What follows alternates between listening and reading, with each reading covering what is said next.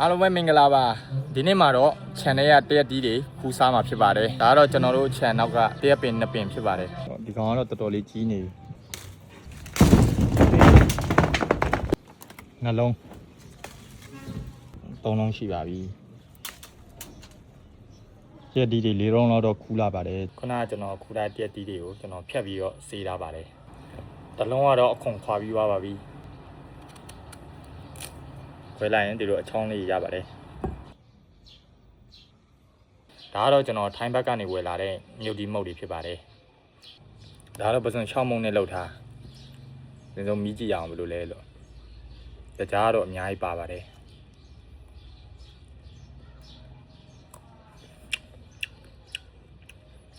အရင်တော့မဆက်တကြားပါတော့အရင်မချင်ဘူးသူကငါပြရမီးကြည့်အောင်ငါပြရင်းနဲ့လောက်ထားတာ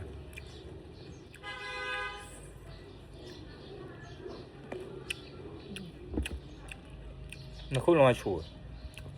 စားလို့တော့တော်တော်လေးကောင်းပါတယ်စားကြပါအောင်တက်တီကျွန်တော်ခြံထွက်တက်တီလေးစားကြပါအောင်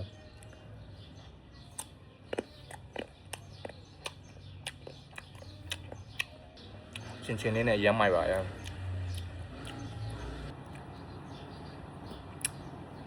ရှယ်ပဲ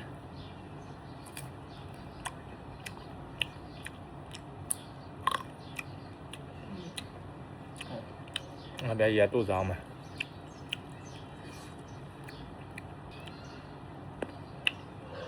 ရမ်းကောင်းပါရဲ့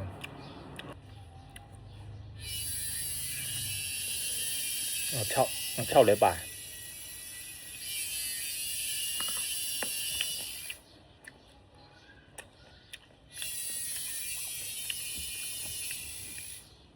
ဒီအချိုထက်ကျွန်တော်ကဒီ6ပါတဲ့ဟာပို့ပြီးတော့ကြိုက်တယ်ဗျစီပစ်လေးပါတောက်လာမယ်မြေလေးပူတော့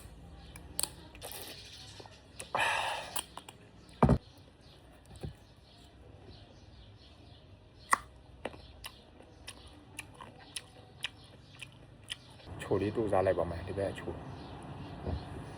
ကတော့ရမ်းချိုလုံးနေသူက